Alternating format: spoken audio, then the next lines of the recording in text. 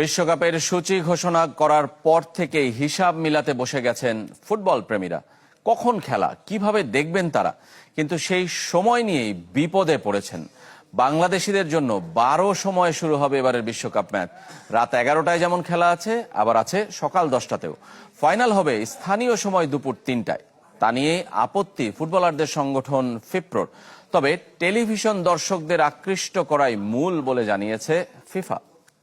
বিশ্বকাপ ফুটবল মানেই উৎসব, যে উৎসব আসে 4 বছর পর পর।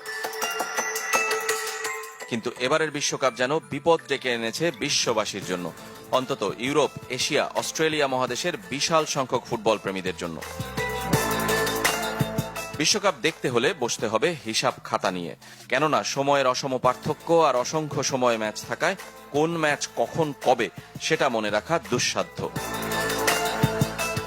শনিবার রাতে বিশ্বকাপের যে সূচি প্রকাশ করেছে ফিফা, সেখানে দেখা মিলেছে 12 সময়ে শুরু হবে ম্যাচ।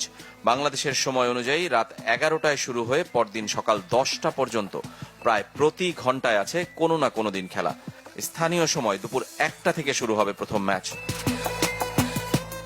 ইউরোপ ও এশিয়ার বিশাল জনসংখ্যাকে টার্গেট করতেই এমন সময়ের ভিন্নতা। সঙ্গে তো আছেই যুক্তরাষ্ট্র, কানাডা ও মেক্সিকোর 8টি ইউনিক টাইম জোন। শুধু একটা উদাহরণই যথেষ্ট টেলিভিশন দর্শককে কতটা বিবেচনায় নিয়েছে ফিফা তা বোঝাতে। 19 জুলাই ফাইনাল হবে নিউ জার্সির মেট লাইফ স্টেডিয়ামে, যে স্টেডিয়াম উন্মুক্ত।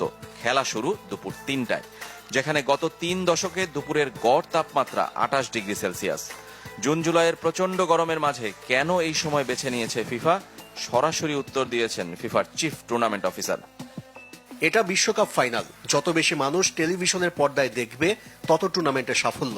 আমরা তাপমাত্রার দিকেও নজর দিয়েছি, আর খুব বেশি ম্যাচ নিয়ে এমন আলোচনা হচ্ছে না।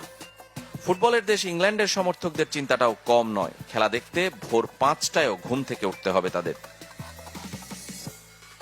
পেশাদার ফুটবলারদের সংগঠন ফিপ্রো অবশ্য প্রবল আপত্তি জানিয়েছে বিশ্বকাপের এমন সময় নিয়ে। সূচি বদলের দাবিও তাদের। বিশেষ করে কানসাস সিটি, মায়ামি, মন্টেরি নিয়ে শঙ্কা বেশি। তবে ফাইনালের ভেন্যু নিউ জার্সি নিয়েও চিন্তা কম নয়। প্রচন্ড গরমের মাঝে একটু হলেও স্বস্তি বিশ্বকাপের 4 ইনডোর স্টেডিয়াম। যুক্তরাষ্ট্রের ডালাস, হিউস্টন ও আটলান্টার সাথে কানাডার ভ্যানকুভারও সেই তালিকায়।